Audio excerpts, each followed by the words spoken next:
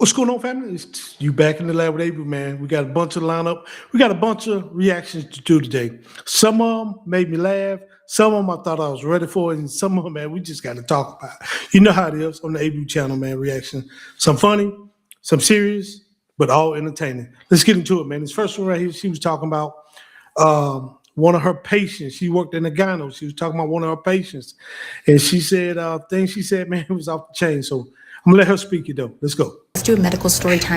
So some of my best medical story times are when I worked in OBGYN, which is gynecology, which is down here, right? This is going to be a quick one. It's disgusting. And I am really rooted in the rest of my life because of this. Let's get to it. So she presses the button, the light comes on. I go into the room. I help her during a pelvic exam and a pap smear.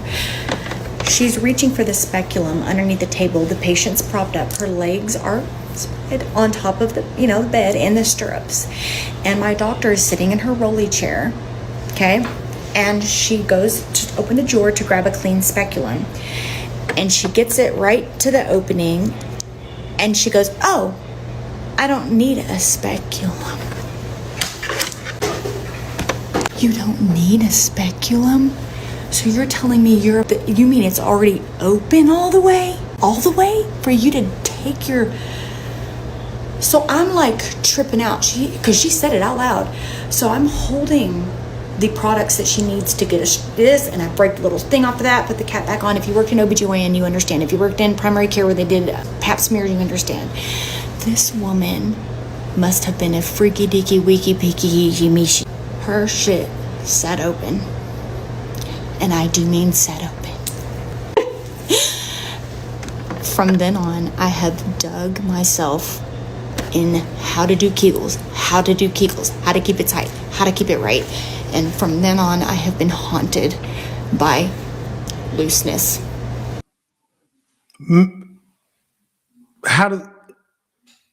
I don't even know if I need to comment, man. You know what? I don't even need to comment on this one right here. I did a show last week where a lady was asking about something being blown out, and now we got another one, man.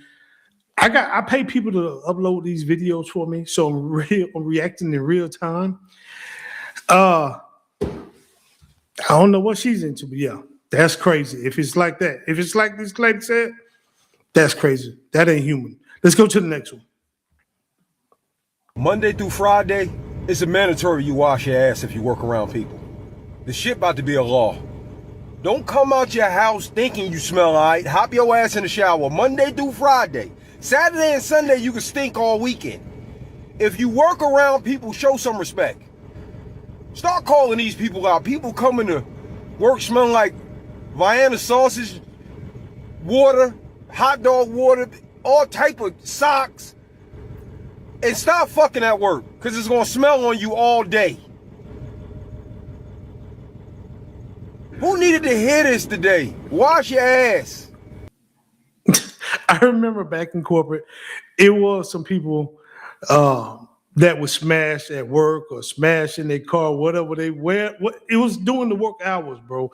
And they came back on the floor, and it was like, bro, or they were smoking that high performance cigarette, and it came back. You'd be like, I know if I can smell it on you, I know you smell that on you. And maybe they didn't, but it was rough, man. Yeah, you need to wash. You need to be careful what you do at work, man. It's a quick way to get fired on that. Let's go to the next one.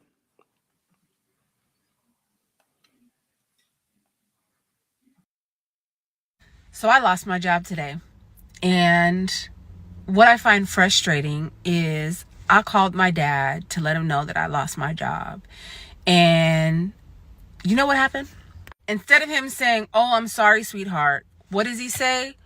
"So now you can purchase that item I need you to buy for me and your brother so that we can start making money and we can help." Bruh, no. For a year, my dad's been trying to get me to purchase a machine thing that costs like 4 G's. He wants me to put it on my credit card because they don't have the money. And he's like, "We're going to make all this money if we just have this machine." No. I called you for comfort, and all you can think about is making money. I lost my job today, and you want me to charge up money so that you can make money? And I don't know how I'm going to pay that charge? Child, get out of here. So my answer to your request, Dad, is no. My request would have been H now. Let me be honest with you. I tell anybody, family, anybody, if you can't hustle the first few $100s in your business, that might not be your business for you. You know what I mean? And you got people that's entitled to your money. Where they feel like they're entitled to your money. They were like, well, if you help me do this, I make a gazillion, billion, $1 trillion. Well, why do you need my help to get there? Why can't you show me that you can make a few $100s in your own business, or you got some marketing skills or social media skills? You doing something to get it moving, and then let me. That's how investors do. Investors just don't come and be like, "Oh man, let me just give you this money." They gonna want you to do a business proposal. They want to make sure your business making money. They gonna want to make sure it makes sense, and they want to make sure it's in their best interest to invest in you. So yeah, you got some people, man, especially family, that will be like, "Hey man, if you give me $2,000, man, I'm gonna make $20,000 back on it." But do it. So I make some money without my $2,000, and then maybe I will invest in you. So yeah, I've been the same way, baby girl. H now. Let's go to the next one. So you're really gonna order DoorDash after I've already made you all this food? I told you I don't want this food. You told me you wanted a wife who cooks at home. I want a wife started who cooks cooking for good you. food at home. Not I'm whatever. learning. You won't even give it a shot. Because I can take one look at it. Okay, can you take one bite and then tell me if it's bad? If it is, then you can go ahead and order DoorDash. No, I'm ordering. You don't even try my food. Okay, You've never listen. tried my food. I'm trying. I'm telling you right now, I don't want to try this. This does not look appetizing, okay? So I'm ordering It food. may not look appetizing, but it could taste good. No, I'm sorry. Sometimes things that look gross aren't actually I'm telling gross. you no, okay? I'm telling you no. So you're gonna order DoorDash. Yes, I'm ordering food because whatever this is just not. And then you're gonna be mad at me again when I don't cook the next day. No, I want you to cook good food. And then you're gonna blame me that you have to order DoorDash. Do you think this looks good? I mean, yeah, I'd eat it. So eat it then. Wow, my man said, "Well, eat it then." From the looks of it, look like maybe some Alfredo and some toast or something, that cheese toast maybe she made with it, Alfredo, some pasta and toast or whatever. Hey, listen, man, she trying. Unless at least taste it. I think if even if my wife cooks something I don't really like, I'm gonna at least taste it. I'm gonna be like, she put her effort in there. Let me taste it. If it ain't good, me and my wife been in this thing long enough to be like, I still have to watch my delivery, and that's with anybody. But at the same time, I feel like saying, "Well, oh, babe, you missed on this one.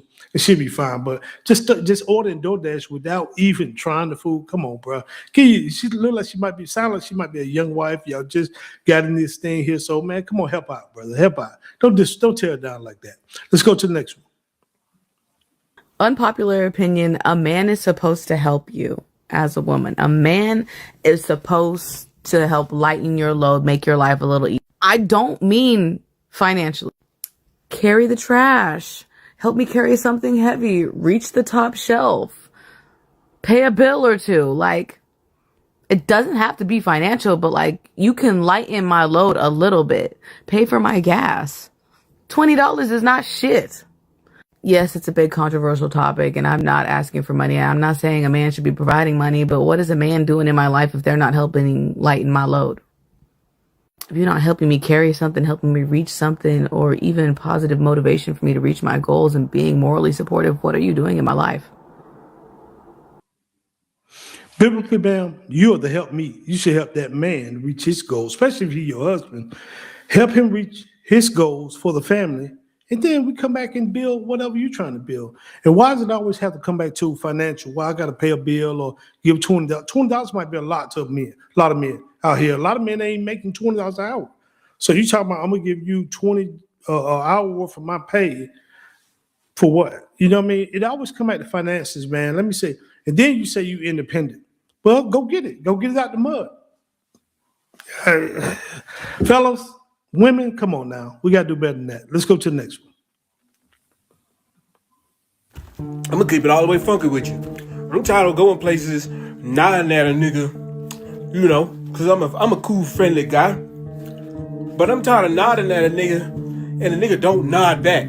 I tell you what, I'm finna start swinging. Yeah, when I go somewhere, nod at a nigga. Hey, what's up, brother? I say, what's going on with you, brother? And I don't get a nod back or, oh, it's all good, can't call it. Something back, I'm finna start swinging. Yo, cause we gonna see if you as tough as you sitting there pretending to be or why you so fucking mad. I'm gonna help you get it out. If you that damn mad you can't nod back at your boy, oh, we finna start tussling. We finna start tussling. I'm gonna help you release all that anger after I whoop your ass. Next time somebody see you and is polite to you, nod back. What's up, my nigga? Yeah, give it back, fuck nigga.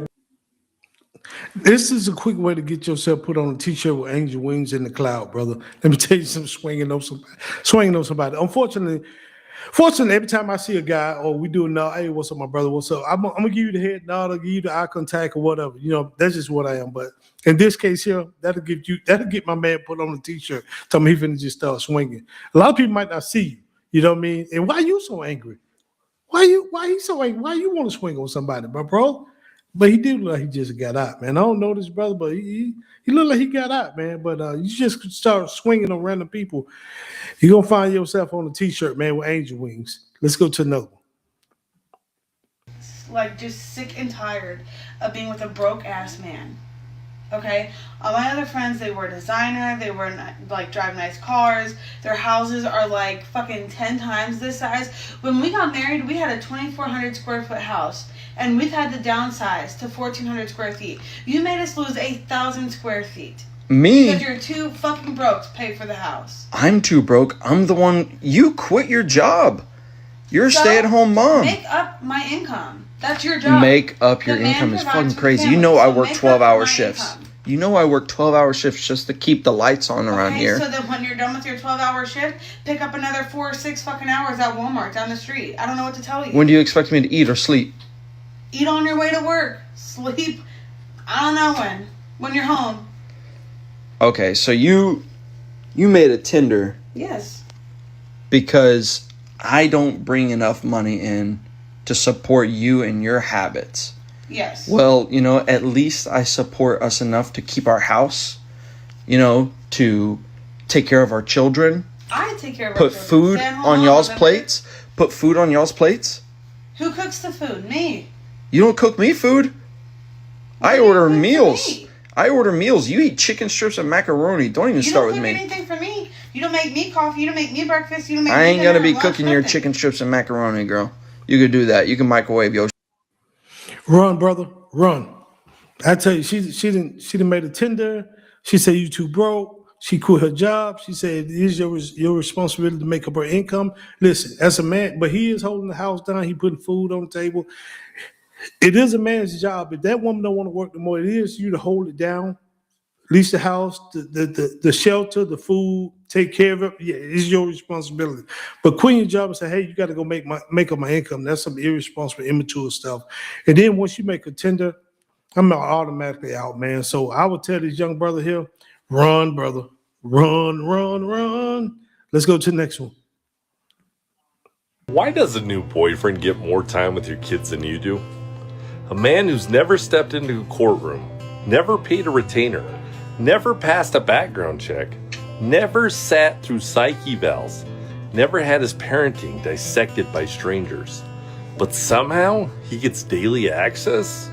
Meanwhile, the father, the one who showed up to every hearing, paid thousands to prove he's safe, stable, and capable, jumped through every hoop the system demanded, gets limited time, supervised visits, every other weekend, or worse, nothing? Make that make sense, because this isn't about safety, it's about control. If this system actually cared about children, it wouldn't replace fathers. Kids don't need a rotation of replacements. They need consistency. They need their dad. And if you're that father, don't fucking let this break you.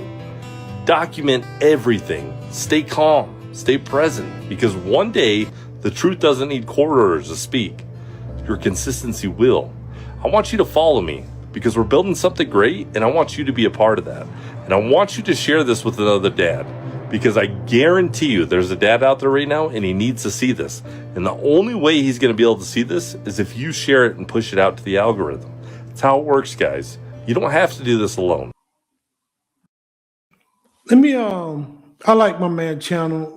For anybody who want to, I think his channel, I'll try to put it in this in the description, man. If not, go to the description page on my YouTube channel, Dry Bones Media, and you better get it from there. I like this dude channel, man. He's a big representation. He represents the fathers, especially the fathers who go through court systems and child support and stuff like that, man. I like what he's saying, and he's so true. Sometimes the new boyfriend get more access to the kids than the father. I had a situation like that. I've been through it, so I'm a big advocate for dads, especially when they're trying to do the right thing and when they want their kids and they're willing to take care of their kids. Why can't we just, if one can't have 100% of custody, let's do shared custody. Let's do 50-50. Let's keep the courts out of it. Let's work it out amongst ourselves. So I'm a big advocate for what this guy doing. So go follow him. I'll try to put it in the description. Let's go to the next one. If being a single mom is so hard, why not give the kid to the dad? Especially when the dad wants the kid. There are men fighting for custody for their children, while at the same time the mother is saying being a single mom is so hard. The solution is to give the child to the father.